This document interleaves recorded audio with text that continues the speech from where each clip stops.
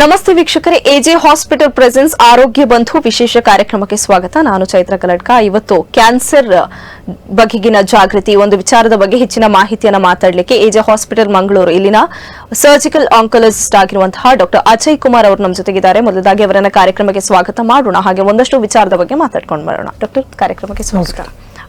Doctor, ಇತ್ತೀಚಿನ ದಿನಗಳಲ್ಲಿ cancer ಅನ್ನುವಂತಹ ಕಾಯಿಲೆ ವಿಪರೀತವಾಗಿ ಹರಡ್ತಾ ಇದೆ. ಸೊ ಎಲ್ಲರಲ್ಲೂ ಒಂದು ಭಯ ಇರುತ್ತೆ, ಕ್ಯಾನ್ಸರ್ ಬಂದರೆ ಅದಕ್ಕೆ ಯಾವ ರೀತಿಯಾದಂತಹ ಟ್ರೀಟ್ಮೆಂಟ್ಗಳಿರ್ಬೋದು, ಯಾವ ರೀತಿಯಾದಂತಹ ಮೆಡಿಸಿನ್ ಮಾಡಬೇಕಾಗತ್ತೆ. ತುಂಬ ಜನರಲ್ಲಿ ಭಯ ಇದೆ, ಯಾತಕ್ಕಾಗಿ ಈ ಥರ ಸ್ಪ್ರೆಡ್ ಆಗ್ತಾ ಇದೆ ಅಂತ ಹೇಳಿ. ಸೊ ಮೊದಲೇದಾಗಿ ಕ್ಯಾನ್ಸರ್ ಅಂದರೆ ಏನು ಅಂತ ಹೇಳ್ಬೋದಾ? ಓಕೆ, ಕ್ಯಾನ್ಸರ್ ಅಂದರೆ ನೋಡಿ, ನಮ್ಮ ದೇಹ ಜೀವಕೋಶಗಳಿಂದ ಕೂಡಿದೆ. ಸೊ ಆ ಜೀವಕೋಶಗಳು ನಾವು ಎಂಬ್ರಿಯೋದಿಂದ ಅಂದರೆ ನಾವೊಂದು ಸಿಂಗಲ್ ಸೆಲ್ ಆಗಿದ್ದರಿಂದ ಈ ಒಂದು ಬಾಡಿಯಲ್ಲಿ ಲಕ್ಷಾಂತರ ಸೆಲ್ಸ್ಗಳು ಬಂದು ಕೂಡಿ ನಾವೊಂದು ಬಾಡಿ ಆಗ್ತದೆ. ಅದರಲ್ಲಿ ಬೇರೆ ಬೇರೆ ಅಂಗಗಳಿದ್ದಾವೆ. ಸೊ ಅದಕ್ಕೆ ಆದಂಥ ಜೀವಕೋಶಗಳಿದ್ದಾವೆ, ಅದಕ್ಕೆ ಆದಂಥ ಕೆಲಸ ಇದೆ. ಸೊ ಸ್ಟಾರ್ಟಿಂಗ್ ನಾವು ಹುಟ್ಟಿದಾಗೆ ವೆನ್ ಎಂಬ್ರಿಯೋ ಫಾರ್ಮ್ ಆದಾಗೆ we are single cell divide ಆಗ್ತದೆ ಇಂಟು ಟೂ ಸೆಲ್ಸ್ ಇಂದ 4 cells 8 cells ಹಾಗೆ 16 cells ಮಲ್ಟಿಪ್ಲೈ ಆಗಿ ನಾವೊಂದು ಮಗು ರೂಪವನ್ನು ತಗೊಳ್ತೇವೆ. Okay, this is the normal process. So cell 1ರಿಂದ 2 ಆಗ್ತಾ ಇರುವಾಗೆ ಬಹಳಷ್ಟು ಒಂದು ಪ್ರೋಗ್ರಾಮ್ ಆಗ್ತಾ ಇರುತ್ತೆ ಆ ಒಂದು ಸೈಕಲಲ್ಲಿ. ಸೊ ಫಸ್ಟ್ ಆ ಇನ್ಫಾರ್ಮೇಷನ್ ಇರೋದು ಡಿ ಎನ್ ಎಯಿಂದ ಪ್ರೋಟೀನ್ ಫಾರ್ಮ್ ಆಗಬೇಕು. ಆ ಪ್ರೋಟೀನಿಂದ ಸೆಲ್ಲಲ್ಲಿ ಇರುವಂಥ ಒಂದು ಅಂಗಗಳು, ನಾವು ಜಸ್ಟ್ ಬಾಡಿಯಲ್ಲೆಲ್ಲ ಸೆಲ್ಲಲ್ಲಿ ಕೂಡ ಸಣ್ಣ ಸಣ್ಣ ಅಂಗಗಳು ಇರ್ತವೆ, ಆರ್ಗನಲ್ಲಿ ಅಂತ ಹೇಳ್ತೀವಿ ನಾವು, ಅದು ಕೂಡ ಫಾರ್ಮ್ ಆಗಬೇಕು. ಸೊ ಅದಕ್ಕೆಲ್ಲ ಒಂದು ಡೀಟೇಲ್ಡ್ ಒಂದು ಪ್ರೋಗ್ರಾಮ್ ಲಿಸ್ಟ್ ಇದೆ ಡಿ ಎನ್ ಎಲ್ಲಿ ಇನ್ಫಾರ್ಮೇಷನ್. ಸೊ ಇದಕ್ಕೆಲ್ಲ ಮತ್ತೆ ಕಂಟ್ರೋಲ್ ಮಾಡಲಿಕ್ಕೆ we have some cell check points ಅಂತ ಇರ್ತವೆ. ಸೊ ಒಂದು ಪ್ರಾಪರ್ ರೀತಿಯಲ್ಲಿ ನನಗೆ ಇದು ಆಗಬೇಕು, ಡಿ ಎನ್ ಇಂದ RNA ಆಗಬೇಕು, RNA ಇಂದ ಪ್ರೋಟೀನ್ ಆಗಬೇಕು, ಪ್ರೋಟೀನಿಂದ ಆರ್ಗನೆಲ್ ಆಗಬೇಕು, ಮತ್ತು ಆರ್ಗನೆಲ್ ಎಲ್ಲ ಸೇರಿಕೊಂಡು ಒಂದು ಸೆಲ್ ಆಗಬೇಕು. ಸೊ ಇದೆಲ್ಲ ಆಗಲಿಕ್ಕೆ ಒಂದು ಇನ್ಫಾರ್ಮೇಷನ್, ಅದೊಂದು ಚೆಕ್ ಪಾಯಿಂಟ್ಸ್ಗಳು, ಸೊ ಅದೆಲ್ಲ ಇರ್ತದೆ.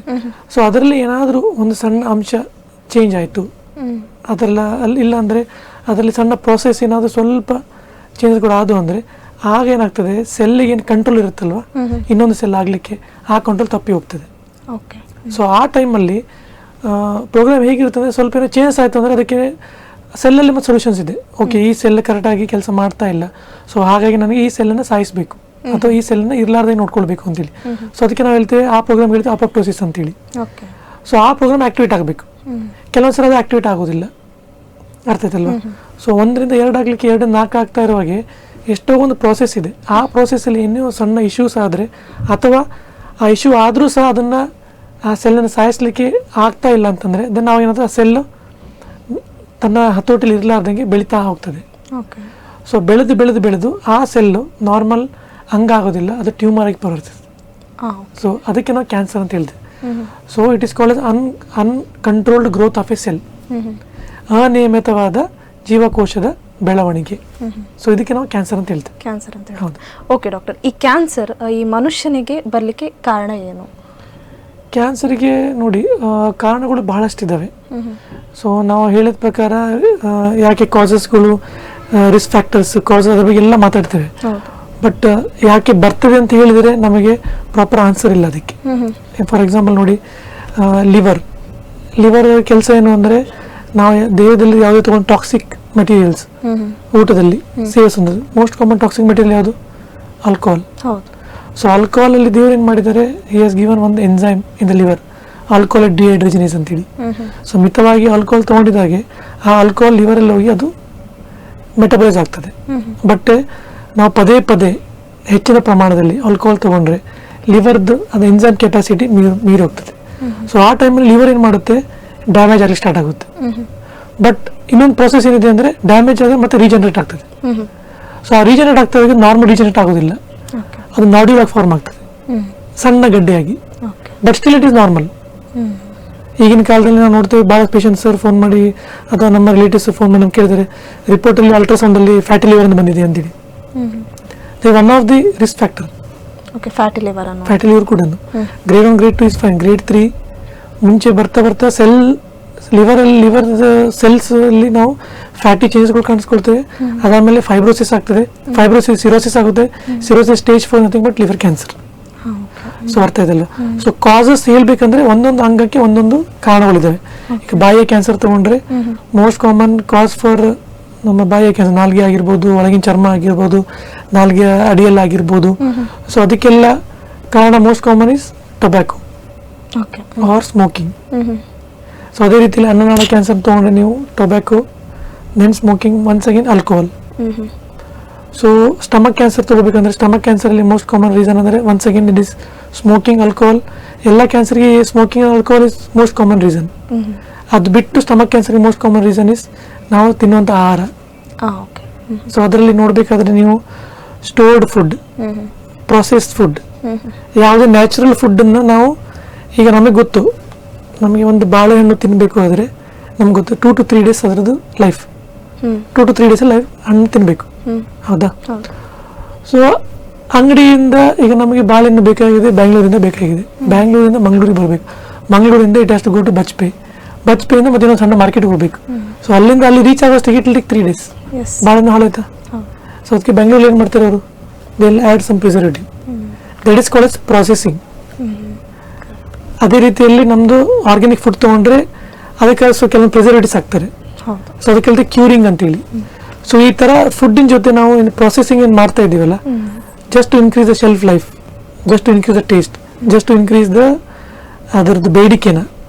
ಸೊ ಅದರಿಂದ ಜೊತೆ ಏನು ನ್ಯಾಚುರಲ್ ಫುಡ್ಡನ್ನು ನಾವು ಕನ್ವರ್ಟ್ ಮಾಡ್ತಾ ಇದೀವಲ್ಲ, ಸೊ ಅದರಿಂದಾಗಿ ಆ ಪದಾರ್ಥ ಸೇವಿಸೋದ್ರಿಂದ ನಮಗೆ ಕ್ಯಾನ್ಸರ್ ಬರೋ ಚಾನ್ಸಸ್ಗಳು ಹೆಚ್ಚಿವೆ. ಇದರಿಂದ ಏನಾಗ್ತದೆ ಅಂದರೆ ಸಮ್ ಕಂಪೌಂಡ್ಸ್ ಲೈಕ್ ನೈಟ್ರೋಸಮೈನ್, ನೈಟ್ರೈಟ್ಸ್ಗಳು ಆ ಕಂಪೌಂಡ್ ಜಾಸ್ತಿ ಆಗ್ತದೆ. ಬರ್ತಾ it will cause some damage to the cells. ನಾನು ಮುಂಚೆ ಹೇಳಿದ ಪ್ರಕಾರ ಸೆಲ್ ಡ್ಯಾಮೇಜ್ ಆಗ್ತದೆ ಬಟ್ ರಿಪೇರ್ ಆಗ್ತದೆ, ಬಟ್ ಒಂದು ಪಾಯಿಂಟಲ್ಲಿ it can't do it. So ಆ ಟೈಮಲ್ಲಿ ಆ ಸೆಲ್ಸ್ಗಳು ಕಂಟ್ರೋಲನ್ನ ಮಿತಿ ಮೀರ್ತದೆ. ಸೊ ಆ ಕಂಟ್ರೋಲಿಂದ ಹಿಡಿತದಿಂದ ಹೋಗ್ಬಿಡುತ್ತೆ. ಅವಾಗ ಆ ಸೆಲ್ಸ್ ಮಲ್ಟಿಪ್ಲೈ ಆಗಕ್ಕೆ ಸ್ಟಾರ್ಟ್ ಆಗ್ತದೆ, that is called cancer. So ಅದೇ ರೀತಿಯಲ್ಲಿ ಪ್ರತಿ ಆರ್ಗನ್ಗೆ ಒಂದೊಂದು ಕಾರಣಗಳಿದ್ದಾವೆ. ಅಂದ್ರೆ ಬ್ರೈನಿಗೆ ಬರುವಂತಹ ಕ್ಯಾನ್ಸರ್ಗೆ ಇದಕ್ಕೇನಾದ್ರೂ ಕಾರಣ? ಬ್ರೈನಿಗೆ ಬರುವಂತ ಕ್ಯಾನ್ಸರ್ ಏನು ಹೇಳ್ಬೇಕಂದ್ರೆ ನರಗಳಲ್ಲಿ ಕೆಲವೊಂದು ರೆಗ್ಯುಲೇಟರ್ ಮೆಕ್ಯಾನಿಸಮ್ಸ್ಗಳಿದ್ದಾವೆ. ಅದರಲ್ಲಿ ನಾವು most commonly come across mutations ಇಂದಾಗಿ ಸೇಮ್ ನಾವು ನೋಡಿದ ಪ್ರಕಾರ ನರದಲ್ಲಿ ಜಾಸ್ತಿ ಮಲ್ಟಿಪ್ಲಿಕೇಶನ್ ಆಗೋದಿಲ್ಲ. ನಾವು ಹುಟ್ಟಿದಾಗೆ ಎಷ್ಟು ನಾವು ನರಗಳು ಇರ್ತವೆ ಬ್ರೈನಲ್ಲಿ, ಸೊ ಅಷ್ಟೇ ನಂಬರ್ ಆಫ್ ನರಗಳು ನಮ್ಮ ಲೈಫ್ ಲಾಂಗ್ ಹಾಗೆ ಇರುತ್ತೆ. ಬಟ್ ಸ್ಟಿಲ್ ನರ ಸುತ್ತಲೂ ಕೆಲವೊಂದು ಸೆಲ್ಸ್ಗಳಿದ್ದಾವೆ which are supporting cells to the main nerve cells ಅಥವಾ ನರ್ವ್ ಟಿಶ್ಯೂನ. ಆ ಸಪೋರ್ಟಿಂಗ್ ಸೆಲ್ಸ್ ಅದು ಕೀಪ್ ಆನ್ ರೀಜನರೇಟಿಂಗ್, ಅಥವಾ ನಮ್ಮ ಮೇನ್ ನರ್ವ್ ಟಿಶ್ಯೂನ ನ್ಯೂಟ್ರಿಷನ್ ಕೊಡ್ಲಿಕ್ಕೆ ಆಗಲಿ ಅಥವಾ ಎಲೆಕ್ಟ್ರಿಸಿಟಿ ಕಂಡಕ್ಷನ್ ಮಾಡಲಿಕ್ಕೆ ಆಗಲಿ ಆ ಸೆಲ್ಸ್ ವರ್ಕ್ ಮಾಡ್ತಾ ಇರ್ತವೆ. ಅದರಲ್ಲಿ ಏನಾದರೂ DNA or RNA ಚೇಂಜಸ್ಗಳಾದರೆ ಅದ್ರಲ್ಲಿ ನಾವು ಟ್ಯೂಮರ್ಸ್ನ ನೋಡ್ಬೋದು. ಹಾಗೆ ಓಕೆ ಡಾಕ್ಟರ್, ಹಾಗಿದ್ರೆ ನೀವು ಹೇಳಿದ್ರಿ ಲೈಫ್ ಸ್ಟೈಲ್ ಆಗಿರ್ಬೋದು, ಆಹಾರ ಸೇವನೆ ಆಗಿರ್ಬೋದು, ಇದರಿಂದ ಬರುತ್ತೆ ಅಂತ ಹೇಳಿದ್ರೆ, ಹಾಗಾದ್ರೆ ಸಣ್ಣ ಹುಟ್ಟುತ್ತಾನೆ ಮಕ್ಕಳಿಗೆ ಈ ಕ್ಯಾನ್ಸರ್ಗಳು ಬರುವಂತ ಚಾನ್ಸಸ್ಗಳು ಕಡಿಮೆ ಇದೆಯಾ ಅಥವಾ ಬರೋದೇ ಇಲ್ವಾ? ಇಲ್ಲ, ಮಕ್ಕಳಲ್ಲಿ ಕೂಡ ನಾವು ಕ್ಯಾನ್ಸರ್ಸ್ ಬಹಳ ನೋಡ್ತಾ ಇದ್ದೇವೆ. ಚೈಲ್ಡ್ಹುಡ್ ಲ್ಯುಕೇಮಿಯಾಸ್ಗಳಾಗಲಿ, ಚೈಲ್ಡ್ಹುಡ್ ಸಾರ್ಕೋಮಾಸ್ಗಳಾಗಲಿ, ಅಥವಾ most commonly solid organ tumours ನಾನು ಜಾಸ್ತಿ ನೋಡೋದಿಲ್ಲ ಅವರಲ್ಲಿ. ಮೋಸ್ಟ್ ಕಾಮನ್ಲಿ ನೋಡೋದು ಬ್ಲಡ್ ಕ್ಯಾನ್ಸರ್ಸ್, ಲಿಕ್ವಿಡ್ ಕ್ಯಾನ್ಸರ್ಸ್ ಅಲ್ಲಿ. ಚಿಕ್ಕ ಮಕ್ಕಳಲ್ಲಿ ಸ್ವಲ್ಪ ಜಾಸ್ತಿ ಅದು. ಬಟ್ ಅದು ಬಿಟ್ಟು ಅದ್ರ ಜೊತೆಗೆ ನಾವು ಕೆಲವೊಂದು ಸಾರ್ಕೋಮಾಗಳು ನೋಡ್ತೇವೆ, ಮಸಲ್ ಟ್ಯೂಮರ್ಸ್ ನೋಡ್ತೇವೆ. ಸೊ ಇದೆಲ್ಲ most commonly we have seeing. ಇದೆಲ್ಲ ಇರೋದು ಯಾಕೆ ಅಂದ್ರೆ because of changes in the ನಮ್ಮ DNA ಸ್ಟ್ರಕ್ಚರ್ ಅಲ್ಲಿ, RNA ಸ್ಟ್ರಕ್ಚರ್ ಅಲ್ಲಿ ಮ್ಯೂಟೇಷನ್ಸ್ಗಳು ಆಗ್ತಾ ಇರುತ್ತೆ. ಟ್ರಾನ್ಸ್ಲೊಕೇಶನ್ ನಿಮ್ಗೆ ಹೇಳಿದ್ನಲ್ಲ, 1 ರಿಂದ 100 ಸೆಲ್ ಮಕ್ಕಳಲ್ಲಿ ಬೆಳವಣಿಗೆ ಆಗ್ತಾ ಇರ್ತದೆ. They need to increase the amount of blood products, increase the number of ಮಕ್ಕಳಲ್ಲಿ ನೋಡಿದ್ರೆ ಸೆಲ್ಸ್ಗಳು ಮಲ್ಟಿಪ್ಲೈ ಜಾಸ್ತಿ ಆಗ್ತಾ ಇರುತ್ತೆ, ಅವ್ರ ಕೆಪಾಸಿಟಿ ಜಾಸ್ತಿ. ಸೊ ಯಾವುದೇ ಸಣ್ಣ ಪ್ರೋಸೆಸ್ ಆ ಚೇಂಜಸ್ ಅಲ್ಲಿ ಆಯಿತು ಅಂತಂದ್ರೆ ದೆನ್ ಲೀಡ್ ಟು ಕ್ಯಾನ್ಸರ್. ಅದು ಕೂಡ ಹೇಗಂದ್ರೆ ದಿನಕ್ಕೆ ನಾವು 10 lakhs ಚೇಂಜಸ್ ಆಗ್ತಾ ಇರ್ತವೆ ಅಂತ ಅನ್ಕೊಳ್ಳಿ, ಮ್ಯೂಟೇಷನ್ಸ್ ಆಗ್ತಾ ಇರ್ತವೆ. ಬಾಡಿ ಎಷ್ಟು ಕೆಪಾಸಿಟಿ ಇದೆ, ಅದು 10 ಲಕ್ಷ ಮ್ಯೂಟೇಷನ್ಸ್ ಅಲ್ಲೂ ಕೂಡ ಕಂಟ್ರೋಲ್ ಮಾಡಿ ಆ ಸೆಲ್ಸ್ ಅನ್ನು ಸಾಯಿಸ್ಲಿಕ್ಕೆ. ಬಟ್ ಆ 1 ಲಕ್ಷ ಏನೋ ಒಂದು ಸೆಲ್ ಹಾಗೆ ಉಳ್ಕೊಳ್ಳುತ್ತೆ. ಬಾಡಿ ಒಂದು ನಾರ್ಮಲ್ ಆರ್ಗನ್ ಆ ಸೆಲ್ ಸಾಯಿಸ್ಲಿಕ್ಕೆ ಆಗೋದಿಲ್ಲ. ಆ ಟೈಮಲ್ಲಿ ಆ ಸೆಲ್ ಹಾಗೆ ಉಳ್ಕೊಂಡು so it start multiply. So ಹಾಗೆ ಇಟ್ ಇಸ್ ಬೈ ಚಾನ್ಸ್ ಎಲ್ಲರಿಗೆ ಬರೋದು. ನೀವು ಕೇಳ್ಬೋದು ವಂಶ ಪಾರಂಪರ್ಯಕ್ಕೆ ಬರ್ಬೋದಾ ಅಂತೇಳಿ. ಸೊ ಮೋಸ್ಟ್ ಕಾಮನ್ಲಿ ನಿಮ್ಗೆ ಹೇಳ್ಬೇಕಂದ್ರೆ 90% of the cancers in the world they are sporadic ಅಂದ್ರೆ ಯಾವುದೇ ಒಂದು ಫ್ಯಾಮಿಲಿಯಲ್ ಹಿಸ್ಟ್ರಿ ಇರಲಾರ್ದಂತ ಒಂದು ಕ್ಯಾನ್ಸರ್ಸ್ಗಳು ಬರುವಂಥದ್ದು. ಓಕೆ, ಅಂದ್ರೆ ಜೆನೆಟಿಕ್ ಅಲ್ಲದೆ ಬರುವಂಥದ್ದು ಕ್ಯಾನ್ಸರ್ಸ್ಗಳು ಹೆಚ್ಚು ಹೇಳಿದ ಪ್ರಕಾರ 90%. ಉಳಿದ 8 to 10% ಪೇಷಂಟ್ಸ್ಗಳು ದೇ ಆರ್ ಜೆನೆಟಿಕ್ ಪ್ರಿಡಿಸ್ಪೊಸಿಷನ್, ಅದು ನಮಗೆ ಗೊತ್ತಿರುತ್ತೆ ಏನಂತೇಳಿ. ಓಕೆ ಡಾಕ್ಟರ್, ಈಗ ನೀವು ಡಾಕ್ಟರ್ಸ್ ಆಗಿರೋದ್ರಿಂದ ನಿಮಗೆ ಕೆಲವೊಂದಷ್ಟು ರೋಗ ಲಕ್ಷಣಗಳು ತಿಳಿದಿರ್ತವೆ. ಅಂದ್ರೆ ಈ ತರ ಕ್ಯಾನ್ಸರ್ ಬಂದ್ರೆ ಯಾವ ರೀತಿ ಮೊದಲದಾಗಿ ಅವರಿಗೆ ಏನಾದ್ರೂ ರೋಗ ಲಕ್ಷಣಗಳು ಕಾಣಿಸಿಕೊಳ್ತದೆ. ಈಗ ಜನರಲ್ ಆಗಿ ನಮ್ಗೆಲ್ಲ ಅಬ್ಸರ್ವ್ ಆಗ್ಬೇಕಿದ್ರೆ ಯಾವ ರೀತಿ ನಮಗೆ ಫೈಂಡ್ ಔಟ್ ಮಾಡಬಹುದು ಈ ತರ ಕ್ಯಾನ್ಸರ್ ಅಟ್ಯಾಕ್ ಆಗಿದೆ ಅನ್ನೋಂಥದ್ದು ತಿಳ್ಕೊಳ್ಳಿಕ್ಕೆ? ನಾವೇನ್ ಮಾಡೋಣ, ಈಗ I will tell you organ wise. ಈಗ ಬಾಯಿಯಲ್ಲಿ ಮೋಸ್ಟ್ ಕಾಮನ್ ಯಾವುದೇ ಭಾಗವಾಗಿರ್ಲಿ, ಆ ಬಾಯಿಯಲ್ಲಿ ಒಂದು ಅಲ್ಸರ್ ಆಯ್ತು, ಹುಣ್ಣು, okay, and if it is bleeding, okay, so most commonly ನಾವು ಹಲ್ಲು ಕಚ್ಕೊಳ್ಬಹುದು, ನಾಲಿಗೆ ಕಚ್ಕೊಳ್ಬಹುದು, ಒಳಗಿನ ಚರ್ಮ ಕಚ್ಕೊಳ್ಬಹುದು ಊಟ ಮಾಡ್ತಾ ಇರುವಾಗ, ಹೌದಾ? ಸೊ ನಮ್ಗೆ ಗೊತ್ತಿರೋ ಪ್ರಕಾರ within 1 or 2 days or within 1 day ಅಲ್ಲಿದ್ದು ಸಿಂಪ್ಟಮ್ ಕಡಿಮೆ ಆಗ್ಬಿಡುತ್ತೆ. ನೋವಾಗಲಿ ಅಥವಾ ಅದು ಸ್ವೆಲ್ಲಿಂಗ್ ಆಗಲಿ ಕಡಿಮೆ ಆಗುತ್ತೆ. ಸೊ ಅದೇ ಅಲ್ಸರ್ ಅದು 3 ವಾರಕ್ಕಿಂತ ಜಾಸ್ತಿ ಇದ್ದು ಯಾವುದೇ ಮನೆ ಔಷಧಿ ಆಗಲಿ ಅಥವಾ ನಿಮ್ಮ ಹತ್ತಿರಲ್ಲಿರೋ ಡಾಕ್ಟರ್ ಕಡೆ ಹೋಗಿ ಅವ್ರ ಕಡೆ ಔಷಧಿ ತೊಗೊಂಡು ಕಡಿಮೆ ಆಗಿಲ್ಲ ಅಂದರೆ, so it is one of the symptom. Okay, simple. ನಾನು ನಿಮ್ಮ ಟೈಮ್ ಲಿಮಿಟ್ ಕೊಟ್ಟೆ, it is 3 weeks. Okay, fine. ಕುತ್ತಿಗೆಯಲ್ಲಿ ಗಡ್ಡೆಗಳು ಕಾಣಿಸ್ಕೊಳ್ರಿ. ಓಕೆ, ಸೊ ಮೋಸ್ಟ್ ಕಾಮನ್ ನಮಗೆ ರೈನಿ ಸೀಸನಲ್ಲಿ ಆಗಲಿ ವಿಂಟರ್ ಸೀಸನಲ್ಲಿ ವಿ ಗೆಟ್ ಶೀತ ಜ್ವರ ಎಲ್ಲ ಬರುತ್ತೆ. ಆ ಟೈಮ್ ಚಿಕ್ಕ ಮಕ್ಕಳು ನೋಡ್ತೇವೆ, ಗಡ್ಡೆ ಕಾಣಿಸ್ಕೊಳ್ಳುತ್ತೆ, ಕರಳೆಗಳು ದಪ್ಪಾಗಿ, ಮೋಸ್ಟ್ ಕಾಮನ್. ಸೊ ಅದೇ ಕರಳೆ 2 ರಿಂದ 3 ವಾರಕ್ಕಿಂತ ಜಾಸ್ತಿ ಇದ್ದು ಕಡಿಮೆ ಆಗ್ತಾ ಇಲ್ಲ ಸೈಜಲ್ಲಿ, ಮತ್ತೆ ಮಗುಗೆ ಪದೇ ಪದೇ ಜ್ವರ ಬರ್ತಾ ಇದೆ. So one of the symptoms for lymphoma. Okay, yes. Next ಅನ್ನನಾಳದಲ್ಲಿ ನಿಮಗೆ ಮೋಸ್ಟ್ ಕಾಮನ್ ಸಿಂಪ್ಟಮ್ ಬರೋದು ಊಟ ನುಂಗ್ಲಿಕ್ಕೆ ಆಗ್ತಾ ಇಲ್ಲ, ಸ್ವಾಲಿಂಗ್ ಡಿಫಿಕಲ್ಟಿ, ಅಂದ್ರೆ ನೋವಾಗ್ತಿರುತ್ತೆ. ಹೌದು. ಸ್ವಾಲಿಂಗ್ ಡಿಫಿಕಲ್ಟಿ ಮೋಸ್ಟ್ ಆಫ್ ಟೈಮ್ ಏನಂದ್ರೆ ನಮಗೆ ಗ್ಯಾಸ್ಟ್ರೈಟಿಸ್ ಇಂದಾಗಿ ಫುಡ್ ಪೈಪಲ್ಲಿ ಕೆಲವೊಂದು ಚೇಂಜಸ್ ಆಗಿ ನುಂಗ್ಲಿಕ್ಕೆ ಕೆಲವೊಂದು ತ್ರಾಸ ಆಗ್ಬೋದು, ತೊಂದರೆ ಆಗ್ತದೆ. ಬಟ್ ಅದು ಕೂಡ same, if it is persisting more then 2 to 3 weeks, ಕಡಿಮೆನೇ ಆಗ್ತಾ ಇಲ್ಲ, ಇನ್ನೂ ಸ್ವಾಲೋಯಿಂಗ್ ಡಿಫಿಕಲ್ಟಿ ಜಾಸ್ತಿ ಆಗ್ತಾನೆ ಹೋಗ್ತಾ ಇದೆ ಕ್ರಮೇಣ ಆಸ್ ಡೇಸ್ ಪಾಸಸ್. ಸೊ ಆವಾಗ ಅನ್ಕೊಳ್ಳಿಕ್ಕೆ ಒಳಗಡೆ ಏನೋ ಇರ್ಬೋದು ಗಡ್ಡೆ ಅಂತೇಳಿ. ಹೊಟ್ಟೆಯಲ್ಲಿ ಕೂಡ ಹಾಗೇನೆ, ಹೊಟ್ಟೆಯಲ್ಲಿ ಕೂಡ ನಿಮಗೆ ಗ್ಯಾಸ್ಟ್ರೈಟಿಸ್, ಪದೇ ಪದೇ ಗ್ಯಾಸ್ಟ್ರೈಟಿಸ್ ಆಗ್ತಾ ಇದೆ, ಹೊಟ್ಟೆ ನೋವಿದೆ, ಊಟ ಮಾಡಿದ ಜೀರ್ಣ ಆಗ್ತಾ ಇಲ್ಲ. ಓಕೆ, ಸೊ ಆಮೇಲೆ ನಿಮಗೆ ಪದೇ ಪದೇ ರೆಚ್ಚಿಂಗ್ ಅಂತ ಹೇಳ್ತೀವಿ, ಅಂದರೆ ಊಟ ಮಾಡಿದ ತಕ್ಷಣ ಉಳಿ ಡೇಗೆ ಬರ್ತಾ ಇರೋದು, ಆ ಥರ ಇದ್ರೆ ಹೊಟ್ಟೆ ಇಲ್ಲಿ ಗಡ್ಡೆ ಇರೋ ಕಾರಣ ಇದೆ. ಸಿಂಪಲ್ ನಿಮಗೆ ಒಂದು ಎಂಡೋಸ್ಕೋಪಿ ಮಾಡಿ ನೋಡಿದರೆ ಆಯಿತು. ನೆಕ್ಸ್ಟ್ ನೀವು ಕರಳಿಂದ ನೋಡಿದರೆ, ಕರಳಲ್ಲಿ ನಿಮಗೆ ಮೋಷನ್ ಕರೆಕ್ಟಾಗಿ ಹೋಗ್ತಾ ಇಲ್ಲ, ಕಪ್ಪು ಮೋಷನ್ ಹೋಗ್ತಾ ಇದೆ. ಓಕೆ, ಸೊ ಆಮೇಲೆ ಬ್ಲೋಟಿಂಗ್ ಆಗ್ತಾ ಇದೆ, ಹೊಟ್ಟೆ ಉಬ್ಬಾರಿಸ್ಕೊಳ್ಳೋದು. ಸೊ ಇದು ಎಲ್ಲನೂ ಕೆಲವೊಂದು ನಾವು ಟ್ರಾವೆಲ್ ಮಾಡ್ತಾ ಇರ್ಬೋದು ಅಥವಾ ಫ್ರೆಂಡ್ಸ್ ಮನೆಗೆ ಊಟ ಮಾಡಿದ ಸಂಬಂಧಿ ಮನೆಗೆ ಊಟ ಮಾಡಿ ಬರ್ಬೋದು. ಸೊ ಅದರಿಂದ ಚೇಂಜಸ್ಗಳು ಆಗ್ತವೆ. ಬಟ್ ಅದೇ ಚೇಂಜಸ್ಗಳು if it is not changing for 3 weeks, ಮತ್ತೆ ನಾರ್ಮಲ್ ಆಗಲಿಲ್ಲ 3 weeks ಅಲ್ಲಿ, ಸೊ ಇಟ್ ಇಂಡಿಕೇಟ್ ದಟ್ ಏನೋ ಒಳಗಡೆ ದೊಡ್ಡ ಒಂದು ಸಮಸ್ಯೆ ಇದೆ ಅಂತ. ಇವತ್ತು ನನ್ನ OPDಗೆ ಒಂದು ಪೇಷಂಟ್ ಬಂದಿತ್ತು, ಒಂದು ತಾಯಿ ತನ್ನ ಮಗನಿಗೆ 44 years ಮಗ, ಅವ್ರು ಬಂದು ನಾಲ್ಗೆಯಲ್ಲಿ ಸಣ್ಣ ಗಡ್ಡೆ ಇದೆ ಅಂತ ಹೇಳಿ ಬಂದಿದ್ದು. ಸೊ ತಾಯಿದು ಒಂದು simple observation with respect to ಅವ್ನ ಮಗನಿಗೆ, ಮಗ ಆ ಗಡ್ಡೆಯಲ್ಲಿ ನೋವಿಲ್ಲ, ಸೊ ಅದಕ್ಕಾಗಿ ಬಂದು ಡಾಕ್ಟರ್ಗೆ ಒಂದು ತೋರಿಸ್ಬಿಡೋಣ ಅಂತ. So this is one of the basic symptom ಎಲ್ಲರ ಜನರಿಗೆ ಅರ್ಥ ಮಾಡ್ಕೊಳ್ಬೇಕು. ಬಾಡಿಯಲ್ಲಿ ಯಾವುದೇ ಗಡ್ಡೆ, ಓಕೆ, ಸ್ತನದಲ್ಲಾಗಲಿ, ಮೋಸ್ಟ್ ಕಾಮನ್ ಇನ್ ಫೀಮೇಲ್ಸ್, ಬಾಯಲ್ಲಿ ಆಗಲಿ, ಗಂಟ್ಲದಲ್ಲಾಗಲಿ, ಓಕೆ, ಈ ಭಾಗದಲ್ಲಿ ಯಾವುದೇ ಗಡ್ಡೆ ಕಾಣಿಸ್ಕೊಂಡ್ರೆ, ನೋವಿದ್ರು ನೋವು ಇಲ್ಲ ಆದರೆ, so more towards cancer. Okay, ಅದು ಫಸ್ಟ್ ಏನು ಮಾಡುತ್ತೆ, ಗಡ್ಡೆ ಆದ ತಕ್ಷಣ ಅದು ಸುತ್ತಮುತ್ತಲಿರೋ ನರನ ತಿಂದ್ಬಿಡುತ್ತೆ. ಸೊ ಆ ಟೈಮಲ್ಲಿ ನಿಮಗೆ ಆ ನರದಿಂದ ಬ್ರೈನಿಗೆ ಸಿಗ್ನಲ್ ಹೋಗೋದು, ನನಗೆ ಇಲ್ಲಿ ನೋವಿದೆ, ಏನೋ ತೊಂದರೆ ಆಗ್ತಿದೆ ಅಂತ ಹೇಳಲಿಕ್ಕೆ ನರನೇ ಇಲ್ಲ. ಸೊ ಮೊದಲಿಗೆ ಹೇಗೆ ಗೊತ್ತಾಗುತ್ತೆ ಅಲ್ಲಿ ತೊಂದರೆ ಇದೆ ಅಂತ ಹೇಳಲಿಕ್ಕೆ? ಓಕೆನಾ? ಸೊ ಅದು ಒಂದು ನಾನು ಇವತ್ತು OPD ನೋಡಿದ ಒಂದು ಅಬ್ಸರ್ವೇಷನ್. ಪೇಷಂಟ್ ತಾಯಿ ಒಂದು ಅಬ್ಸರ್ವ್ ಮಾಡಿದ್ದು, ಬಂದು ನೋಡಿದರೆ ನನಗೆ ಬಯಾಪ್ಸಿ ಮಾಡಿ ಕಳಿಸ್ತೇನೆ, waiting for the report. So ಹಾಗೆ, ಸೊ ಅದು ಆಯ್ತು. ನೆಕ್ಸ್ಟ್ ಅಂಡಾಶಯ ಕ್ಯಾನ್ಸರ್ಗೆ ನಾವು ಏನು ಹೇಳ್ತೇವೆ ಹೆಣ್ಮಕ್ಳಲ್ಲಿ most commonly, so most commonly ಅದರಲ್ಲಿ ಸಿಂಪ್ಟಮ್ಸೇ ಇಲ್ಲ. ಅಂಡಾಶಯ ಕ್ಯಾನ್ಸರ್ ನಾವು ಹೇಳ್ತೇವೆ ಇಟ್ ಇಸ್ ಸೈಲೆಂಟ್ ಕಿಲ್ಲರ್ ಅಂತೇಳಿ. ಓಕೆ, ಪೇಷಂಟ್ಗೆ ವೇಕ್ ಸಿಂಪ್ಟಮ್ಸ್ ಬರೋದು. ವೇಕ್ ಸಿಂಪ್ಟಮ್ಸ್ ಏನು, ಹೊಟ್ಟೆ ಉರಿ, ಎದೆ ಉರಿ, ಆಮೇಲೆ ಬ್ಲೋಟಿಂಗ್, ಗ್ಯಾಸ್ಟ್ರೈಟಿಸ್ ಥರ ಫೀಲ್ ಆಗ್ತಾ ಇರೋದು. ಅಂಡಾಶಯ ನೋಡಿದ್ರೆ ಕೆಳಗೆ ಇದೆ, ಬಟ್ ಪೇಷಂಟ್ ಸಿಂಪ್ಟಮ್ಸ್ ಬರ್ತಾ ಇರೋದು ಮೇಲ್ಗಡೆ. ಸೊ ಅದಕ್ಕೆ ಪೇಷಂಟ್ ಏನು ಮಾಡುತ್ತೆ, 1 ತಿಂಗಳ 2 ತಿಂಗಳ 3 ತಿಂಗಳ ಮಾತ್ರೆ ತಗೊಳ್ತಾನೆ ಇರ್ತದೆ, ಅಥವಾ ಮನೆ ಮದ್ದು ಮಾಡ್ತಾನೆ ಇರ್ತದೆ. ಬಟ್ ಆಮೇಲೆ ಕ್ರಮೇಣ ಬಂದು ಒಂದು ಸಣ್ಣ ಅಲ್ಟ್ರಾಸೌಂಡ್ ಮಾಡ್ಕೊಂಡು ನೋಡಿದ್ರೆ ಅಂಡಾಶಯದಲ್ಲಿ ಗಡ್ಡೆ ಇದೆ. ಸೊ ಈ ಅಂಡಾಶಯ ಇರಿಸಿಕೊಳ್ಳೋ silent killer. So symptom wise ನಾನು ಫಸ್ಟಿಂದ ಲಾಸ್ಟ್ವರೆಗೆ ಹೇಳಿದ್ದೇನೆಂದರೆ simple, any symptoms in your body, ಯಾವುದೇ ಒಂದು ಸಿಂಪ್ಟಮ್ಸ್ ನಿಮ್ಮ ಬಾಡಿಯಲ್ಲಿ 2 ರಿಂದ 3 ವಾರಕ್ಕಿಂತ ಜಾಸ್ತಿ ಇತ್ತು ಅಂತಂದರೆ ಫಸ್ಟ್ ನೀವು ನಿಮ್ಮ ಡಾಕ್ಟರ್ಗೆ ಹೋಗಿ ಕಾಣಿ. Most important. ಅದಕ್ಕೆ ಆದ ಸೂಕ್ತ ಟೆಸ್ಟ್ಗಳು ಮಾಡಿಸ್ಬೇಕು. ಬಾಯಿ ಕ್ಯಾನ್ಸರ್ ಇದ್ದರೆ ENT ಡಾಕ್ಟರ್ ಕಡೆ ಹೋಗಿ ನೋಡಿ ಗಡ್ಡೆಯಲ್ಲಿತ್ತು, ಅಲ್ಸರ್ ಇದೆ ಅದು ಬಯಾಪ್ಸಿ ಮಾಡಿಸಿ. ಓಕೆ, ಸೂಕ್ತವಾದ ಟ್ರೀಟ್ಮೆಂಟ್ ಇನ್ವೆಸ್ಟಿಗೇಷನ್ ಬಯಾಪ್ಸಿ. ಅದೇ ರೀತಿಯಲ್ಲಿ ಗಂಟಲದಲ್ಲಿದ್ದರೆ ಒಂದು ಇಮೇಜಿಂಗ್ ಮಾಡಿಸಿ, ಎಂಡೋಸ್ಕೋಪಿ ಮಾಡಿಸಿ. ಅನ್ನನಾಳದಲ್ಲಿ ಹೊಟ್ಟೆಯಲ್ಲಿದ್ದರೆ ಎಂಡೋಸ್ಕೋಪಿ ಮಾಡಿಸಿ.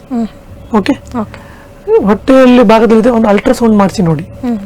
ದೆನ್ ಸಿಮಿಲರ್ಲಿ ಗರ್ಭಾಶಯದಲ್ಲಿದ್ದರೆ ಮೋಸ್ಟ್ ಕಾಮನ್ ಸಿಂಪ್ಟಮ್ ಏನಿದೆ, ಬ್ಲೀಡಿಂಗ್.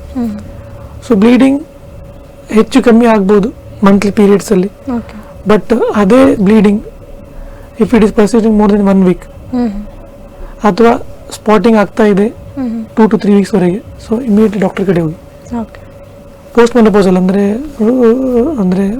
ಪೀರಿಯಡ್ಸ್ ಎಲ್ಲ ಸ್ಟಾಪ್ ಆದಮೇಲೆ ಆಫ್ಟರ್ 50 years ಅವರಿಗೆ ಬ್ಲೀಡಿಂಗ್ ಬಂತು ಅಂದರೆ ಇಮಿಡಿಯೇಟ್ಲಿ ಒಂದು ಅಲ್ಟ್ರಾಸೌಂಡ್ ಮಾಡಿಸಿ, ಎಂಡೋಮೆಟ್ರಿಯಲ್ ಥಿಕ್ನೆಸ್ ನೋಡಿ. ನನ್ನ ಸಣ್ಣ DNC ಅಂತ ಟೆಸ್ಟ್ ಬರುತ್ತೆ, ಅದು ಮಾಡಿಸಿ. ಸೊ ಪ್ರತಿಯೊಂದು ಆರ್ಗನ್ಗೆ ಒಂದೊಂದು ಸಿಂಪ್ಟಮ್ಸ್ ಇದ್ದಾವೆ. ಆ ಸಿಂಪ್ಟಮ್ಸ್ ನಿಮ್ಮ ಮನೆ ಮದ್ದಿಂದಾಗಲಿ ಅಥವಾ ನಿಮ್ಮ ಲೋಕಲ್ ಡಾಕ್ಟರ್ಸಿಂದಾಗಿ ಟ್ರೀಟ್ಮೆಂಟ್ ಕೊಟ್ಟಾದರೂ ಸಹ ಕಡಿಮೆ ಆಗಿಲ್ಲ ಅಂದರೆ ಪ್ಲೀಸ್ ಒಂದು ದೊಡ್ಡ ಹಾಸ್ಪಿಟ್ಲಿಗೆ ಹೋಗಿ ಅದಕ್ಕೆ ಸೂಕ್ತವಾದಂಥ ಇನ್ವೆಸ್ಟಿಗೇಷನ್ ಮಾಡಿಸಿ ಮತ್ತೆ ಕ್ಯಾನ್ಸರ್ ಇಲ್ಲ ಅಂತೇಳಿ ಖಚಿತಪಡಿಸ್ಕೊಳ್ಳಿ. ಓಕೆ ಡಾಕ್ಟರ್, ನಾವು ಈಗಾಗಲೇ ಕ್ಯಾನ್ಸರ್ ಕುರಿತಾದಂತಹ ಟೆಸ್ಟ್ಗಳ ಬಗ್ಗೆ ಮಾತಾಡ್ತಾ ಇದ್ವಿ. ನೀವು ಆಗಲೇ ಹೇಳಿದ್ರಿ ಬಯಾಪ್ಸಿ ಟೆಸ್ಟ್ ಅಂತ ಹೇಳಿ. ಸೊ ಕೆಲವರಿಗೆ ತುಂಬ ಭಯ ಇರುತ್ತೆ, ಈ ಬಯಾಪ್ಸಿ ಟೆಸ್ಟ್ ಅಂದರೆ ದೊಡ್ಡ ಸರ್ಜರಿ ಆ ಥರ ಅಂತ ಹೇಳಿ. ಬಯಾಪ್ಸಿ ಟೆಸ್ಟ್ ಅಂದರೆ ನಿಜವಾಗ್ಲೂ ಏನು? ಆ್ಯಕ್ಚುಲಿ ದೊಡ್ಡ ಟೆಸ್ಟ್ ಅದು ಕ್ಯಾನ್ಸರ್ ಬಗ್ಗೆಗಿನ ಅಂತ ಹೇಳಿ. ಓಕೆ, ಸೊ ಬಯಾಪ್ಸಿ ಅನ್ನೋದು ಕ್ಯಾನ್ಸರ್ ಟ್ರೀಟ್ಮೆಂಟಲ್ಲಿ ಒಂದು ಬಹಳ ಪ್ರಮುಖವಾದ ಒಂದು ವಿಷಯ. ಓಕೆ, ಯಾಕೆಂದರೆ ಅದರಿಂದ ನಮ್ಗೆ ಗೊತ್ತಾಗೋದೇನೆಂದರೆ ಈ ಇಂಡಿವಿಜುವಲ್, ಈ ಪೇಷಂಟಲ್ಲಿ ಕ್ಯಾನ್ಸರ್ ಇದೆಯಾ ಇಲ್ವಾ. ಸೊ ಅದರ ಆದಮೇಲೆ ನಮ್ಮ ಟ್ರೀಟ್ಮೆಂಟ್ ಸ್ಟಾರ್ಟ್ ಮಾಡ್ಬೋದು ಅಥವಾ ಬೇರೆ ಡಾಕ್ಟರ್ಗೆ ರೆಫರ್ ಮಾಡ್ಬೋದು. So biopsy is A central part of cancer treatment. So biopsy ಅಂದರೆ ಬೇಸಿಕಲಿ ಅಂಗದ ಒಂದು ಸಣ್ಣ ತುಂಡನ್ನು ತೆಗೆದು ಪರೀಕ್ಷೆಗೆ ಒಳಪಡಿಸುತ್ತೆ. ಓಕೆ, ಮೈಕ್ರೋಸ್ಕೋಪಲ್ಲಿ ನಾವು ನೋಡೋದು ಆ ತುಂಡಲ್ಲಿ ಆ ಜೀವಕೋಶದಲ್ಲಿ ಕ್ಯಾನ್ಸರ್ ಲಕ್ಷಣಗಳು ಇದ್ದಾವ ಇಲ್ಲ ಅಂತೇಳಿ. ಸೊ ಈಗ ಬಯಾಪ್ಸಿಯಲ್ಲಿ ಬೇರೆ ಬೇರೆ ರೀತಿಯ ಪ್ರಕಾರಗಳಿದ್ದಾವೆ. ಫಾರ್ ಎಕ್ಸಾಂಪಲ್ ನೀಡಲ್ ಬಯಾಪ್ಸಿ ಅಂತೇಳಿ, ಇನ್ನೊಂದು ಇರೋದು ಟ್ರೂ ಕಟ್ ಬಯಾಪ್ಸಿ ಅಂತ, ಇನ್ನೊಂದು ಕೊಲೊನೋಸ್ಕೋಪಿ ಗೈಡೆಡ್ ಬಯಾಪ್ಸಿ ಅಂತೇಳಿ. ಸೊ ಬೇರೆ ಬೇರೆ ಅಂಗಕ್ಕೆ ಬೇರೆ ಬೇರೆ ರೀತಿಯ ನಾವು ಒಂದು ಬಯಾಪ್ಸಿ ಮಾಡ್ತೀವಿ. ಸೊ ನೀಡಲ್ ಬಯಾಪ್ಸಿ ಅಂದರೆ ಈಗ ಕುತ್ತಿಗೆಯಲ್ಲಿ ಒಂದು ಗಡ್ಡೆ ಕಾಣಿಸ್ಕೊಂಡಿದೆ ಅಥವಾ ಸ್ತನದಲ್ಲಿ ಸಣ್ಣ ಗಡ್ಡೆ ಕಾಣಿಸ್ಕೊಂಡಿದೆ, ಅದಕ್ಕೆ ನಾವು ಏನು ಮಾಡ್ತೀವಿ ಅಂದರೆ ಸೂಜಿಯ ಮುಖಾಂತರ, ನೀಡಲ್ ಮುಖಾಂತರ ಸ್ಕಿನ್ನಿಂದ ಥ್ರೂ ಆ ಗಡ್ಡೆಗೆ ರೀಚ್ ಆಗಿ ನಾವು ಕೆಲವೊಂದು ಜೀವಕೋಶಗಳನ್ನು ತೆಗೆದು ಪರೀಕ್ಷೆಗೆ ಒಳಪಡಿಸ್ತೀವಿ. ಅದು ಒಂದು ಸಣ್ಣ 5 ನಿಮಿಷದ ಸಣ್ಣ ಆಫೀಸ್ ಬೇಸ್ಡ್ ಪ್ರೊಸೀಜರ್ OPDಯಲ್ಲಿ ಮಾಡಿ ಕಳಿಸುತ್ತೆ. ಇನ್ನೊಂದು ರೀತಿಯದಿರೋದು ಟ್ರೂ ಕಟ್ ಬಯಾಪ್ಸಿ ಅಥವಾ ಕೋರ್ ಬಯಾಪ್ಸಿ ಅಂತ ಹೇಳ್ತೇವೆ.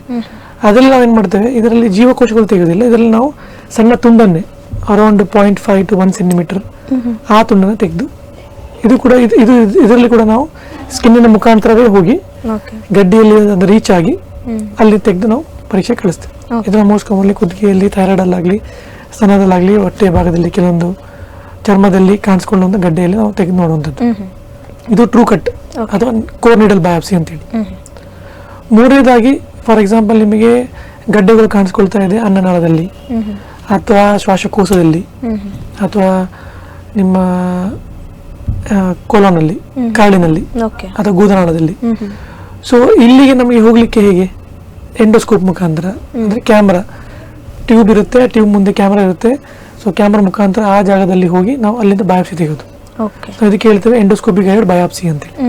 ಓಕೆ, ಸೊ ಇನ್ನು ಕೆಲವೊಂದು ಭಾಗದಲ್ಲಿ ಟ್ಯೂಮರ್ ಕಾಣ್ಕೊಳ್ಳುತ್ತೆ, ಅದೇ ಆಳವಾಗಿ ಎದೆಯಲ್ಲಿ, ಎದೆ ಆಳದಲ್ಲಿ, ಅಲ್ಲಿ ನಾವು ಎಂಡೋಸ್ಕೋಪಿ ಆಗಲಿ ಅಥವಾ ಹಾಗೆ ಸ್ಕಿನ್ ಚರ್ಮದ ಮುಖಾಂತರ ಆಗಲಿ ಹೋಗ್ಲಿಕ್ಕೆ ಆಗೋದಿಲ್ಲ. ಅಥವಾ ಹೊಟ್ಟೆಯ ಭಾಗದಲ್ಲಿ ಆ ರೀತಿಯಲ್ಲಿ ಡೆಪ್ತ್ ಅಲ್ಲಿ ಕುತ್ಕೊಂಡಿರುತ್ತೆ ಟ್ಯೂಮರ್. ಆ ಟ್ಯೂಮರ್ಗೆ ಅಲ್ಲಿಂದ ಬಯಾಪ್ಸಿ ತೆಕ್ಕೊಳ್ಳಿಕ್ಕೆ ನಾವೇನ್ ಮಾಡ್ತೇವೆ, ನಾವು ಇಮೇಜಿಂಗ್ ಗೈಡೆಡ್ ಅಂದ್ರೆ CT ಸ್ಕ್ಯಾನ್ ಅಥವಾ ಅಲ್ಟ್ರಾಸೌಂಡ್ ಇಮೇಜಸ್ ಇದೆಯಲ್ಲ, ಸೊ ಟೆಕ್ನಾಲಜಿನ ಯೂಸ್ ಮಾಡಿಕೊಂಡು CT ಗೈಡೆಡ್ ಅಥವಾ USG ಗೈಡೆಡ್ ಬಯಾಪ್ಸಿ ಅಂತೇಳಿ ಅದನ್ನ ಮಾಡ್ತೇವೆ. ಸೊ ಇಷ್ಟೆಲ್ಲ ಈ ರೀತಿಯಲ್ಲಿ ನಾವು ಟ್ರೀಟ್ಮೆಂಟ್ ಬಯಾಪ್ಸಿನ ತೆಗೊಳ್ತೇವೆ. ಓಕೆ, ಹಾಗಿದ್ರೆ ಆಫ್ಟರ್ ಬಯಾಪ್ಸಿ ಈಗ ಕ್ಯಾನ್ಸರ್ ಇದೆ ಅಂತ ಗೊತ್ತಾದ್ಮೇಲೆ ಯಾವ ರೀತಿ ಟ್ರೀಟ್ಮೆಂಟ್ಗಳೆಲ್ಲ ಇರುತ್ತೆ ಅಂತ ಹೇಳಿ? ಸೊ ಮೋಸ್ಟ್ ಕಾಮನ್ಲಿ ನಾವು ಡಿವೈಡ್ ಮಾಡಬೇಕು ಅಂತಂದರೆ liquid cancer, solid cancers.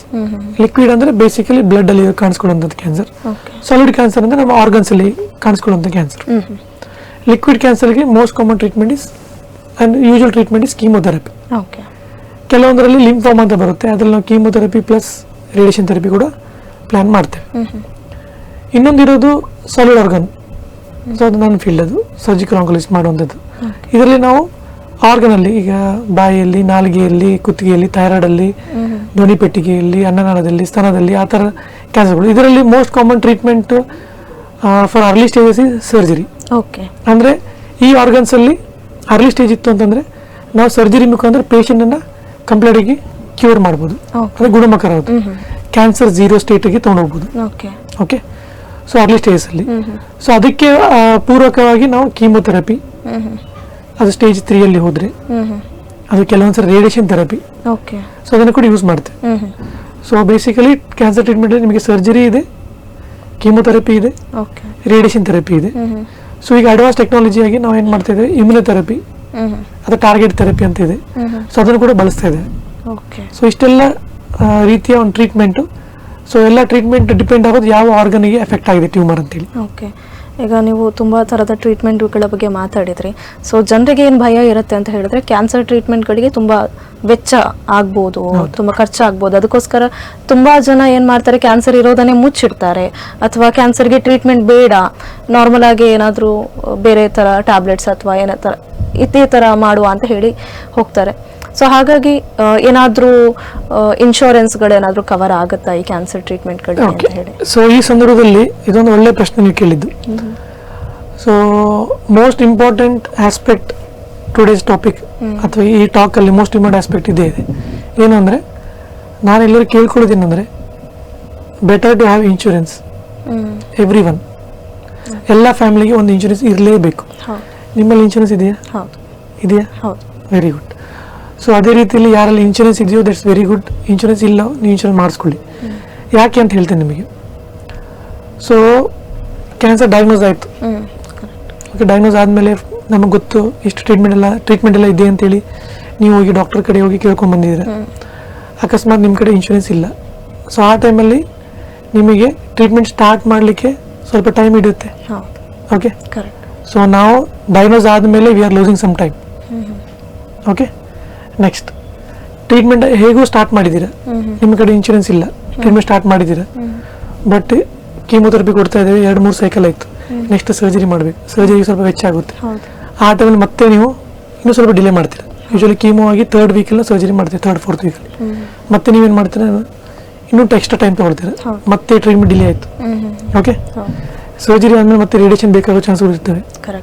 So usually 3rd 4th ವೀಕಲ್ಲಿ ಮತ್ತೆ ರೇಡಿಯೇಷನ್ ಕೊಡ್ತೇವೆ, ಮತ್ತು ದುಡ್ಡಿಲ್ಲ, ಇನ್ಶೂರೆನ್ಸ್ ಇಲ್ಲ, ಸೊ ಮತ್ತೆ ಲೇಟ್ ಆಯಿತು. ಸೊ ನಿಮಗೆ ಯೂಶಲಿ 3 to 4 ಮಂತ್ಸಲ್ಲಿ ಟ್ರೀಟ್ಮೆಂಟ್ ಮುಗಿಸ್ಬೇಕಾಗಿತ್ತು. ಅದರಿಂದಾಗಿ ನಿಮಗೆ ಸರ್ವೈವಲ್ ಅರೌಂಡ್ 90% ಸಿಗ್ತಾ ಇತ್ತು, ಕ್ಯೂರಿಂಗ್ ರೇಟ್ 90% ಸಿಗ್ತಾ ಇತ್ತು. ನೀವು 3-4 ಮಂತ್ಸಲ್ಲಿ ಮುಗಿಸೋದನ್ನ 8 to 10 ಮಂತ್ಸ್ ಮಾಡಿದ್ದೀರಾ. ಓಕೆ, ಸೊ ಇದರಿಂದ ಏನಾಯಿತು, ಕ್ಯೂರ್ ಆಗಿರೋ ಚಾನ್ಸಸ್ಗಳು it is 19 directly drop to 30. So this is one of the reason ನಾ ಯಾಕೆ ಹೇಳ್ತೇನೆ ಅಂದರೆ ಇನ್ಶೂರೆನ್ಸ್ ತೊಗೊಳ್ಳಿ ಅಂತೇಳಿ. ಕಾಮನ್ ಆಗಿ ಹೇಳಬೇಕಾದ್ರೆ ನಿಮಗೆ ಈಗ ನಿಮಗೆ ಶೀತ ಜ್ವರ ಯಾವುದೇ ಒಂದು ಸಣ್ಣ ರೋಗ ಬಂದರೂ ಸಹ ಹಾಸ್ಪಿಟ್ಲಿಗೆ ಹೋಗಿ ಅಡ್ಮಿಷನ್ ಆಗೋ ಅವಶ್ಯಕತೆ ಬಿತ್ತು ಅಂತಾರೆ, ನಿಮಗೆ 1 ಲಕ್ಷದ ಕೆಳಗೆ ಟ್ರೀಟ್ಮೆಂಟ್ ಇಲ್ಲ, ಹೌದಲ್ವಾ? ಕ್ಯಾನ್ಸರ್ಲಂತೂ ನಿಮಗೆ ಜಾಸ್ತಿನೇ ಇದೆ. ಫೈನ್. ಸೊ ಹಾಗಾಗಿ ಒಂದು ನಿಮಗೆ ಕ್ಯಾನ್ಸರ್ ಅಂತ ಗೊತ್ತಾದ ತಕ್ಷಣವೇ ಟ್ರೀಟ್ಮೆಂಟ್ ಬೇಗ ಸ್ಟಾರ್ಟ್ ಮಾಡಲಿಕ್ಕೆ, ಪ್ಲಸ್ ನಿಮ್ಮ ಜೇಬಿಂದ ಖರ್ಚು ಆಗ್ಲಾರ್ದಂಗೆ, ಪ್ಲಸ್ ನಿಮ್ಮದು ಮಂತ್ಲಿ ಎಕ್ಸ್ಪೆನ್ಸಸ್ಸನ್ನು ಧಕ್ಕೆ ಮುಟ್ಲಾರ್ದಾಗೆ ಇನ್ಶೂರೆನ್ಸ್ ನಿಮಗೆ ಕವರ್ ಮಾಡ್ಕೊಳ್ಳುತ್ತೆ. 2ನೇದು. 3ನೇದಾಗಿ ನಿಮ್ಮ ಟ್ರೀಟ್ಮೆಂಟ್ ಆನ್ ಟೈಮ್ ಮುಗಿತದೆ, ರೈಟ್? 4ನೇದಾಗಿ ನೀವು ನಿಮ್ಮ ಸರ್ವೈವಲ್ ಚಾನ್ಸಸ್ಸನ್ನು ಇನ್ಕ್ರೀಸ್ ಮಾಡ್ತೀರಾ. ಅಂದರೆ ಟ್ರೀಟ್ಮೆಂಟ್ನ ಕಂಪ್ಲೀಟ್ ಬೆನಿಫಿಟ್ ನೀವು ತೊಗೊಳ್ತೀರಾ, ರೈಟ್? ನಮ್ಗೆ ಗೊತ್ತಿರೋ ಪ್ರಕಾರ ಏನು, ಕ್ಯಾನ್ಸರ್ಲಿ ಎಷ್ಟೇ ಟ್ರೀಟ್ಮೆಂಟ್ ಮಾಡಿದ್ರು ಸಹ ಕ್ಯಾನ್ಸರ್ದ ಕೆಲಸ ಏನಿದೆ, ಇದ್ದಾಗ ಸ್ಪ್ರೆಡ್ ಆಗೋದು, ಟ್ರೀಟ್ಮೆಂಟ್ ಮುಗ್ದಾಗ ಮತ್ತೆ ಪುನಃ ಬರೋದು, 2 ಕೆಲಸ ಇರೋದು. ನಾವು 2ನ್ನ ಒಳ್ಳೆ ರೀತಿಯಲ್ಲಿ ನಾವು ಅದ್ರ ಮೇಲೆ ಗೆಲ್ಲಬೇಕು ಅಂದರೆ ಪ್ರಾಪ್ಟ್ ಟ್ರೀಟ್ಮೆಂಟ್ ಪ್ರಾಂಪ್ಟಾಗಿ ತೊಗೊಳ್ಬೇಕು, ಆನ್ ಟೈಮ್ ತೊಗೊಳ್ಬೇಕು. ಸೊ ಇದಕ್ಕೆಲ್ಲ ಹೆಲ್ಪ್ ಆಗುವಂಥದ್ದು ಇನ್ಶೂರೆನ್ಸ್. ಓಕೆ, ಮತ್ತು ನಿಮಗೆ ಟೆನ್ಷನ್ ಇಲ್ಲ.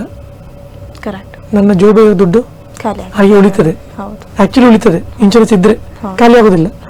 ಫೈನ್. ಸೊ ಅದು ನಮಗೆ ಇನ್ಶೂರೆನ್ಸ್ ಇರೋದ್ರಿಂದ ಒಂದು at the end of the day ಒಂದು ಮನಃಶಾಂತಿ, ಸಮಾಧಾನ. ಸೊ ಟ್ರೀಟ್ಮೆಂಟು ಆಗ್ತಾ ಇದೆ, ನನ್ನ ತಂದೆ ತಾಯಿ ನೋಡ್ಕೊಳ್ತಾ ಇದ್ದಾನೆ, ಪ್ಲಸ್ ನನ್ನ ಫ್ಯಾಮಿಲಿ ಲೈಫ್ ಮುಂದೆ ಹೋಗ್ತಾ ಇದೆ. ಸೊ ಏನು ಇಂಬ್ಯಾಲೆನ್ಸ್ ಆಗ್ತಾ ಇಲ್ಲ. ಸೊ ಹಾಗಾಗಿ ಇನ್ಶೂರೆನ್ಸ್ ತೊಗೊಳ್ಳೇಬೇಕು. ಇನ್ನೊಂದು ಸಿಂಪಲ್ ಹೇಳ್ತೇನೆ, 1 ಲಕ್ಷ ಆಗಲಿ 2 ಲಕ್ಷ ಆಗಲಿ 3 ಲಕ್ಷ ಆಗಲಿ ಇನ್ಶೂರೆನ್ಸ್ ತೊಗೊಳ್ಳಿ. ತಿಂಗಳಿಗೆ ನಿಮಗೆ ಎಷ್ಟು ಬರ್ಬೋದು ಪ್ರೀಮಿಯಂ? 1000 ಆ ಥರ. 5,000ಕ್ಕೆ ಜಾಸ್ತಿ ಹೋಗೋದಿಲ್ಲ. ಇಲ್ಲ. 6 ಜನರ ಇದ್ದರೆ 4 ಮಂದಿಗೆ not more than 2,000 for 3 lac insurance. 3 lakhs enough, ಹೌದಲ್ಲ? ಕರೆಕ್ಟ್. ಸೊ ನಿಮ್ಮಲ್ಲಿ ಸ್ವಲ್ಪ 3 ಲಕ್ಷ ದುಡ್ಡಿದೆ, ಇನ್ನೊಂದು 3 ಲಕ್ಷ ಇನ್ಶೂರೆನ್ಸ್ ಕೊಡ್ತಾ ಇದೆ. 6 ಲ್ಯಾಕ್ಸಲ್ಲಿ you can have best of the best treatment in Mangalore for cancers. Okay okay doctor, ಈಗ ಕ್ಯಾನ್ಸರ್ ಬಂದವರಿಗೆ ಈ ರೀತಿ ಇರಬೇಕು ಅಂತ ಹೇಳಿದರೆ, ಕ್ಯಾನ್ಸರ್ ಬಾರದವರಿಗೆ ಇನ್ನು ಮುಂದೆ ಬರಬಾರ್ದು ಅನ್ನೋಂಥದ್ದಕ್ಕೆ ಕೆಲವೊಂದಷ್ಟು ಪ್ರಿವೆನ್ಷನ್ಸ್. ಓಕೆ, ಪ್ರಿವೆನ್ಷನಲ್ಲಿ ಸಿಂಪಲ್ ಅಂದರೆ healthy lifestyle, that is more important. Okay, healthy life ಸ್ಟೈಲಲ್ಲಿ there are multiple things. So multiple ಥಿಂಗ್ಸಲ್ಲಿ ಊಟ ಆಗಿರ್ಬೋದು, ಅಥವಾ ನಮ್ಮದು ವರ್ಕಿಂಗ್ ಪ್ಯಾಟರ್ನ್ ಆಗಿರ್ಬೋದು, ಅಥವಾ ನಮ್ಮ ಲೈಫಲ್ಲಿರೋ stress, how to maintain the stress in your life, ಅದು ಆಗಿರ್ಬೋದು. ಕರೆಕ್ಟ್. ರೈಟ್. ಅದಾದಮೇಲೆ ಹ್ಯಾಬಿಟ್ಸ್ಗಳು. ಸೊ ಎಲ್ಲದ್ರ ಬಗ್ಗೆ ಮಾತಾಡಬೇಕಂದ್ರೆ ಇಂಡಿವಿಜುವಲ್ ಆಗಿ ಸ್ಟ್ರೆಸ್ ತಗೊಳ್ಳೋದು ಸ್ವಲ್ಪ ನಾವು ಕಡಿಮೆ ಮಾಡಬೇಕು. ನಾನು ನನ್ನ ಪಿ ಜಿ ಟೈಮಲ್ಲಿದ್ದಾಗೆ ವಿ ಕಂಡಕ್ಟೆಡ್ ಒಂದು ಸೋಷಿಯಲ್ ಸ್ಟಡಿ, ಒಂದು ಸೊಸೈಟಿಲಿ ಒಂದು ಸೋಷಿಯಲ್ ಸ್ಟಡಿ ಮಾಡಿದ್ವಿ. ಸೊ ವಿತ್ ರೆಸ್ಪೆಕ್ಟ್ ಟು ಫೀಮೇಲ್ಸಲ್ಲಿ who are not living with their husband, maybe because of death or divorce or thrown away from the family, north ಗುಜರಾತಲ್ಲಿ. So ಅಲ್ಲಿ ಸ್ಟಡಿಲಿ ನಮ್ಗೆ ಗೊತ್ತಾಗಿದೆ ಅಂದರೆ ಹೆಣ್ಮಕ್ಳಲ್ಲಿ ಸ್ಪೆಷಲಿ ಗಂಡ ಇರಲಾರ್ದು ಡೈವೋರ್ಸ್ ಆಗಿರುವಂಥದ್ದು ಅಥವಾ ಗಂಡ ಸತ್ತಿರುವಂಥದ್ದಾಗಲಿ, ಆ ಏಜ್ ಗ್ರೂಪಲ್ಲಾಗಲಿ, ಆ ಪೇಷಂಟ್ಸಲ್ಲಿ ನಮಗೆ ಬಹಳವಾಗಿ ಓರಿಯನ್ ಕ್ಯಾನ್ಸರ್ ನಾವು ನೋಡ್ತಾ ಇದ್ದೇವೆ when compare to other scenario where female is living with husband. ಅಂದರೆ ಸೊಸೈಟಿಲಿ ಸ್ಟ್ರೆಸ್ ಇದೆ ಅಲ್ವಾ, ಫ್ಯಾಮಿಲಿ ಸ್ಟ್ರೆಸ್ ಇದೆ, ಅದು ಸ್ವಲ್ಪ ಕಡಿಮೆ. ಸೊ ನಮಗೆ ಅಲ್ಲಿ ಗೊತ್ತಾಗಿರೋದಂದ್ರೆ ಆ ಕ್ವಶನರಲ್ಲಿ ಸ್ಟ್ರೆಸ್ಸಿಂದಾಗಿ ಟ್ಯೂಮರ್ ಕ್ಯಾನ್ಸರ್ ಚಾನ್ಸ್ಗಳು ಜಾಸ್ತಿ ಆಗ್ತಾಯಿದೆ ಅಂತ ಅರ್ಥ. ಸೊ ಲೈಫಲ್ಲಿ ಸ್ಟ್ರೆಸ್ ಬೇಡ. ಫೈನ್, ದೇವರಿದ್ದಾರೆ, ದೇವರ ನಂಬಿಕೆ ಇಡಿ, ಫ್ಯಾಮಿಲಿ ಇದೆ, ನಿಮ್ಮ ಮಕ್ಕಳಿದ್ದಾರೆ, ಅದ್ರ ಬಗ್ಗೆ ವಿಚಾರ ಮಾಡಿ. Think about the world, you are the small individual ವರ್ಲ್ಡಲ್ಲಿ. ಸೊ ಎಲ್ಲ ನಿಮ್ಮ ಮೇಲೆ ಇರೋದಿಲ್ಲ ಅದು. ಸೊ ಸ್ಟ್ರೆಸ್ ಫ್ರೀ ಆಗಿ ಲೈಫ್ ಲೀಡ್ ಮಾಡಿ, that the most important lesson. Second is lifestyle. ನಮ್ಮಲ್ಲಿ ಹೆಲ್ದಿ ಹ್ಯಾಬಿಟ್ಸ್ಗಳು. Healthy habits simple, early to bed early to rise, right, ಅದನ್ನು ಮೇಂಟೈನ್ ಮಾಡಬೇಕು. ಅದರಲ್ಲಿ ಮೋಸ್ಟ್ ಇಂಪಾರ್ಟೆಂಟ್ ಅರ್ಲಿ ಟು ಬೆಡ್ಡಲ್ಲಿ ಏನಾಗ್ತದೆ, so as early as possible ನೀವು ಬೆಡ್ಡಿಗೆ ಹೋಗ್ತೀರಾ, ಸೊ ಅದೇ ರೀತಿ as early as possible have your last meal of the day. So before sunset or around 7 o'clock have your food. ಬೇಗ ಎದ್ದು do some exercise in the morning, have good food in the morning. And ಫುಡ್ಡಲ್ಲಿ ಹೇಳ್ಬೇಕಂದ್ರೆ better to have good amount of high protein diet every day. Carbohydrates ಸ್ವಲ್ಪ ಕಡಿಮೆ ಮಾಡಿ, refined sugars, process food, fried foods, outside foods ಅದನ್ನು ಕಡಿಮೆ ಮಾಡಿ. ಅಥವಾ ನಾನ್ ವೆಜಿಟೇರಿಯನ್ಸ್ಗಳು ಹೇಳಬೇಕಾದ್ರೆ ರೆಡ್ ಮೀಟ್ ಅದು ತಗೊಳ್ಳೋದು ಕಡಿಮೆ ಮಾಡಿ. ನಾವು ಇಲ್ಲಿ ಮಂಗಳೂರಲ್ಲಿ ಇರೋ ಕಾರಣ we are very lucky that ನಮಗೆ ಗುಡ್ ಸಪ್ಲೈ ಫಿಶ್ ಇದೆ. It's A white meet and good in all amount of fatty acids, good in high proteins. So ಅದನ್ನು ಸೇವಿಸೋಕೆ ಟ್ರೈ ಮಾಡಿ. Don't go for mutton, beef and all. So ಅದರಿಂದಾಗಿ colon cancer, stomach cancer ಎಲ್ಲ ಜಾಸ್ತಿ ಆಗ್ತದೆ. Right. So ಇದು ಆಯಿತು. Next ನೀವು ಹೇಳಬೇಕಂದ್ರೆ ಹ್ಯಾಬಿಟ್ಸ್ಗಳು, bad habits like smoking, alcohol. So ಮಿತವಾಗಿ ತೊಗೊಳ್ಬೋದು, ತೊಗೊಂಡಿಲ್ಲ ಅಂದರೆ it's very good thing. So don't go for it. So better to avoid, and or if you want to have it in the limit. Right. Smoking is of no use. ಸ್ಮೋಕಿಂಗಲ್ಲಿ ತೊಗೊಳೋದ್ರಿಂದ ಲಾಭ ಇಲ್ಲ. ಲಿಮಿಟಲ್ಲಿದ್ದರೂ unlimited ತೊಗೊಂಡ್ರು ಕೂಡ ಏನು use ಇಲ್ಲ. So ಬೇಡ, smoking is zero. Fine. So these are the few things that we should do to have a good life style habits and avoid cancer. Cancer ಬಗೆಗಿನ ಜಾಗೃತಿಯನ್ನ ಜನರಿಗೆ ತಿಳಿಸಿಕೊಟ್ಟಿದ್ದೀರಾ. ಸೊ ಹಾಗಾಗಿ ನಮ್ಮ ವಾಹಿನಿ ಕಡೆಯಿಂದ ನಿಮಗೆ ಧನ್ಯವಾದ. Thank you very much. Okay ವೀಕ್ಷಕರೇ, ಇದಾಗಿತ್ತು ಈ ಹೊತ್ತಿನ ಆರೋಗ್ಯ ಬಂಧು ವಿಶೇಷ ಕಾರ್ಯಕ್ರಮ. ಮುಂದಿನ ಸಂಚಿಕೆಯಲ್ಲಿ ಇನ್ನೊಂದು ಹೊಸ ವಿಷಯದೊಂದಿಗೆ ನಾನು ಸಿಗ್ತೀನಿ. ಅಲ್ಲಿವರೆಗೂ ನೋಡ್ತಾ ಇರಿ ಅಭಿಮತ ಟಿವಿ. ಇದು ಜನಮನದ ನಾಡಿಮಿಡಿತ. ನಮಸ್ಕಾರ.